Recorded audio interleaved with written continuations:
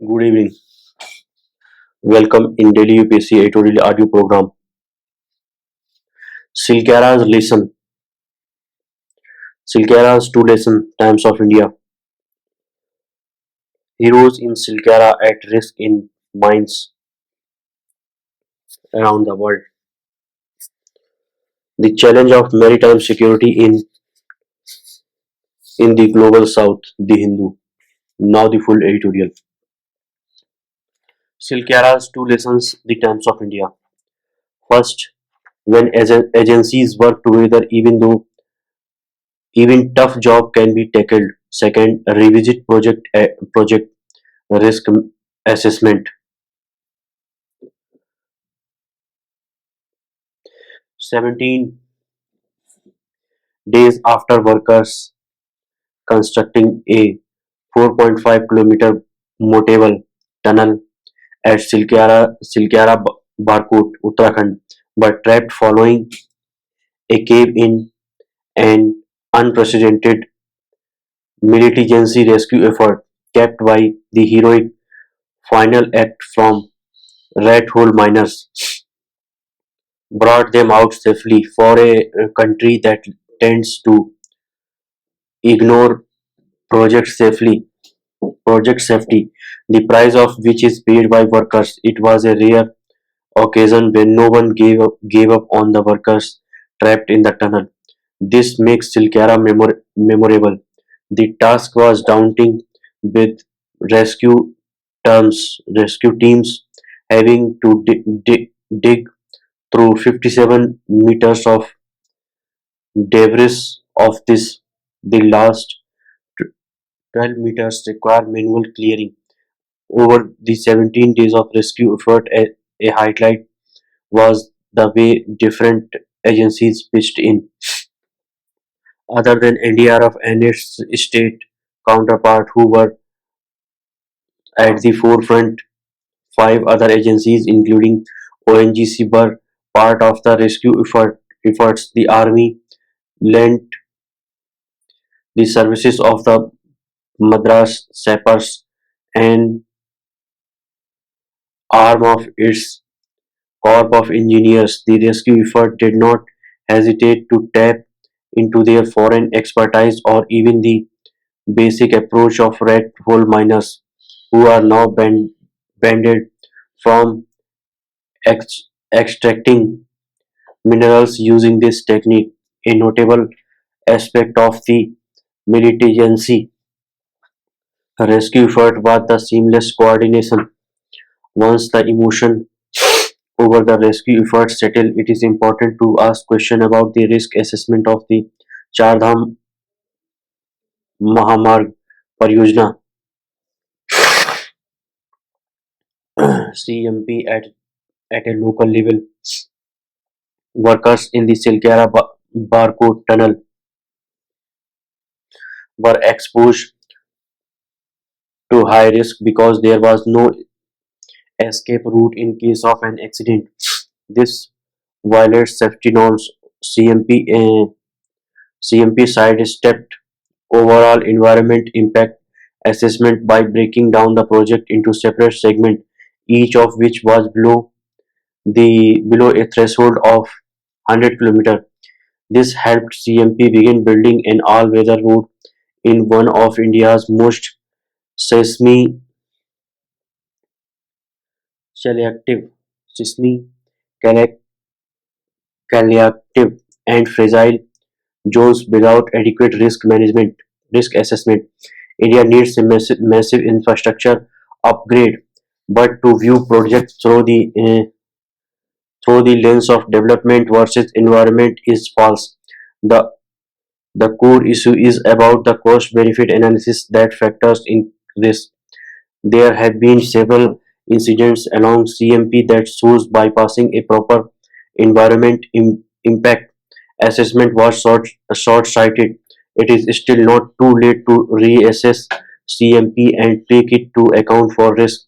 That is the least we can do for workers who are building it. The aim of CMP is to ensure safe access to key nodes, Ignoring environmental risk will defeat the purpose. Heroes in Silkyara at risk in mines around the world. Rat hole miners are typically from poor communities. They work in terrible conditions and get paid a pittance by mining mafia. Bivazit Paul, the writer, is professor and head Center of Mining Environment IIT Indian School of Mine, Dhanbad. On, Tu- on Tuesday, they were heroes, but down the decades in India and in most other mineral-rich part of the world, they were held up as examples of what goes wrong, what economic depression forces people to seek livelihood, risking their life. Silkyara's 41 trapped workers were finally rescued by rat hole miners. Some rat hole miners interviewed by the media before they went into com- complete the rescue effort were confident and downplayed fears of cl- claustrophobia or the risk they themselves were undertaking to work through cre- crevices in the debris. As smashed, as amazed as the country is at the skill and bravery of the six rat hole miners, we must not glamorize the practice itself. Rat hole mining is banned by Environment watchdog NGT for good reasons. Rat hole mining involves a small group of people digging a hole either vertically or at an incline the to reach a mineral deposit. This unsafe form of mining used to be common in areas rich in resources, but where communities are improvised, the mining mafia typically employs rat hole miners.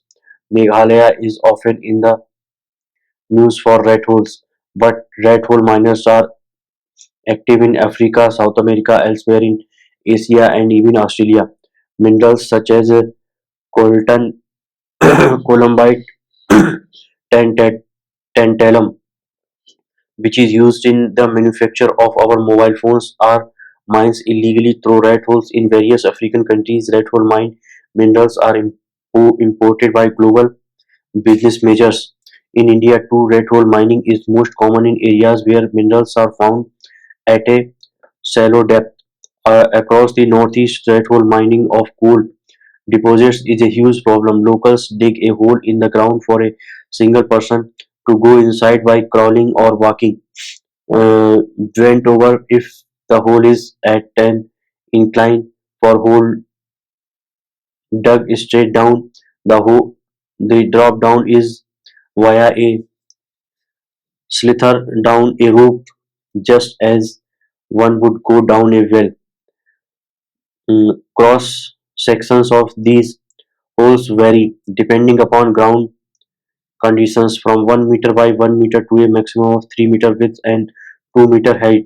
This is enough for an individual to crawl or walk, supporting the roof to prevent a fall or ventilation facilities are out of question. These are cost intensive operations and require mechanization. Illegal miners don't provide either. Red hole miners use torches for lighting the small mining burrows tunnels. Several mini tunnel-like structures are created inside the mineral-bearing area. Once the core group reaches the deposit, the mineral is mostly picked hand through. At times, even modern mining tools are known to have been in use. Another group helps carry the mineral from the ore body of the surface. A third group works on the surface to transport the mined out minerals on circles, bullock carts, or makeshift motorized vehicles. Despite the ban, rat hole mining continues in India. Several fatal accidents occur with roofs suddenly caving in. Many die after breathing in gas emission from mines. The terrible irony is that those engaged in such mining practices hardly making any money. They are poor workers engaged by routes and big minerals traders for small wages. The main profit is siphoned off by touts and traders. No rat hole miners loudly advertise his skill set these days, since rat hole mining is illegal.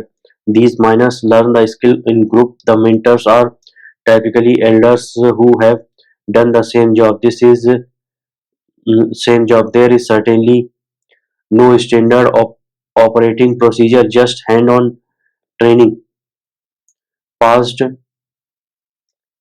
on passed on from survivors to newcomers. Whatever works, anything that helps that mine out the minerals quickly becomes their way of operation.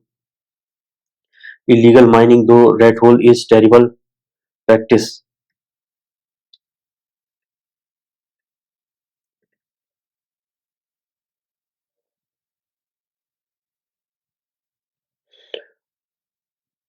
Rat hole miners who work in unsafe conditions often suffer from long-term health problems. Just the dust near and or deposit in a huge health hazard.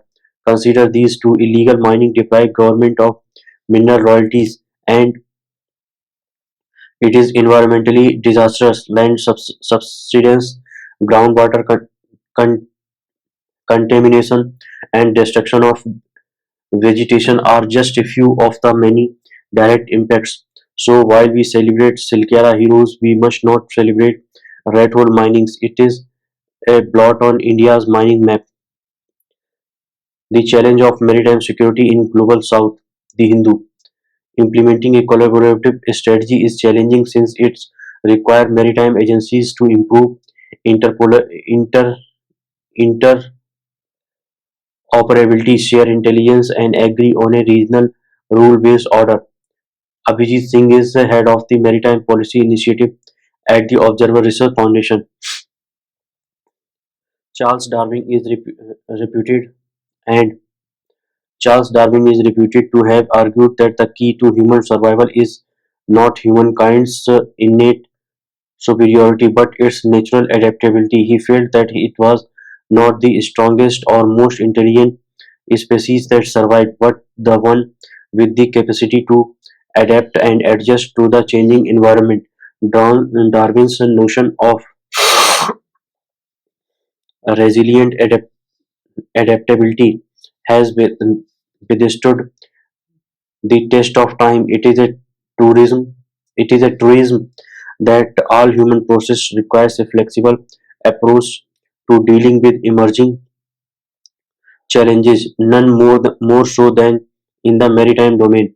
New threats in the maritime domain in recent years had hard security challenges in the maritime domain have acquired a new menacing dimension, whether with Ukraine's growing use of asymmetrical tactics against Russia in the Black Sea or China's deployment of maritime militias in the South China Sea. There is an unmistakable element of improvisation. The radical new tactics at sea involve the use of gray zone warfare, land attack, missiles, and combat drones. It is instructive, however, that the bulk of the demand for maritime security in recent years has come from states facing unconventional security threats such as illegal fishing, natural disaster, maritime pollution, human and drug trafficking, and the impact of climate change. These are difficult to fight using only military means. States must instead be prepared to commit capital, resources, and specialist personnel over prolonged period to meet security needs. Throughout its G20 presidency, India has sought to emphasize the concern of the Global South in discussions to find solutions to the most pressing issue in the maritime domain. Yet there is no functioning template to fight non-traditional threats at sea. Sustainable development goals in the littorals remains unrealized as voices from Littoral states in Asia, Africa, and the Southern Pacific are ignored by the developed countries.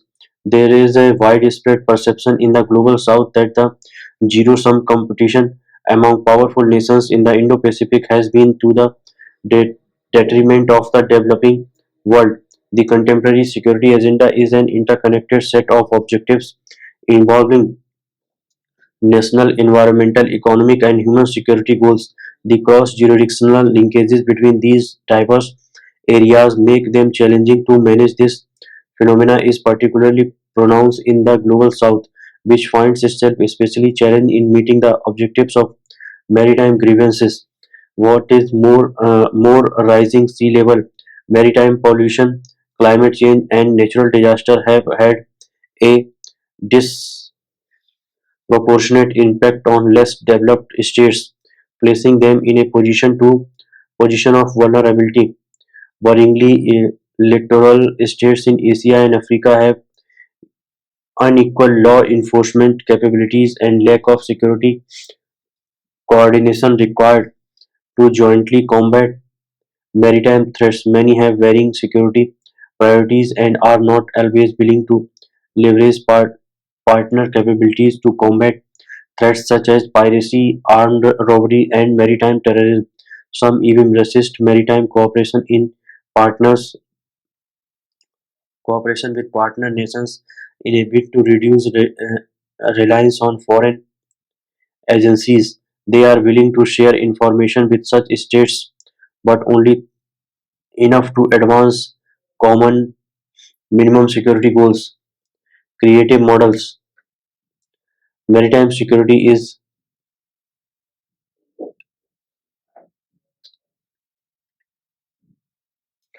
Maritime security is more than a matter of hard military action and law enforcement.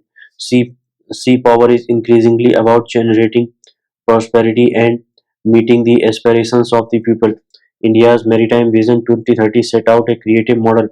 This 10-year blueprint for the maritime sector envisages the development of ports, shipping, and inland waterways as a way of generating growth and livelihood. Dhaka's inaugural official document on the Indo-Pacific details guiding principles and objectives that demonstrate a developmental approach to maritime security focused on the provisioning of goods and services and the protection of maritime resources. The talk in Africa too is about a thriving blue economy and a secure maritime domain. This does not detract from the enormity of the task in the southern areas. In particular, the fight against illegal fishing in Asia and Africa, the sharp uptick in illegal, unreported, and unregulated fishing has been aided by faulty policies that encourages destructive fishing methods such as bottom trawling and seine fishing. Environmentalists highlight three specific anomalies: lenient regulations that allow for the misuse of resources, tax lax implementation by the law by security agencies, and the harmful impact of subsidies that a state offer to incentivize smaller fishermen to shift to motorized trawling. Among the proposals that set out ways to deal with maritime challenges is India's Indo-Pacific Oceans initiatives. It rests on seven pillars including maritime ecology, maritime resources capacity building, risk reduction, and maritime connectivity.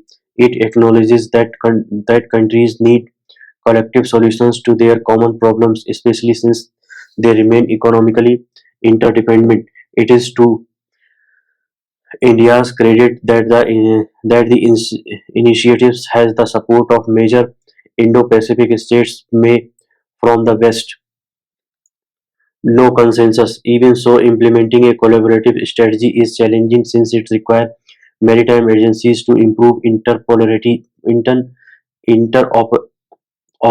share intelligence, and agree on a regional rule-based order.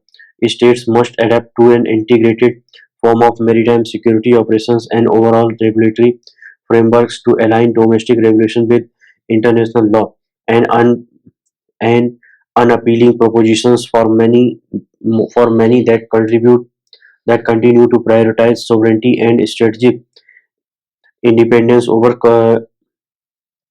collective action. Unsurprisingly, consensus eludes the global south, notwithstanding their espoused positions on the need for a cooperative security architecture. Many littoral states are reluctant to pursue concrete solutions to the challenges at sea. It highlights the paradox of non-traditional maritime security, the collective issue that developing nations face, and the collective solutions they seek are at odds with their sense of political and strategic autonomy. Thank you.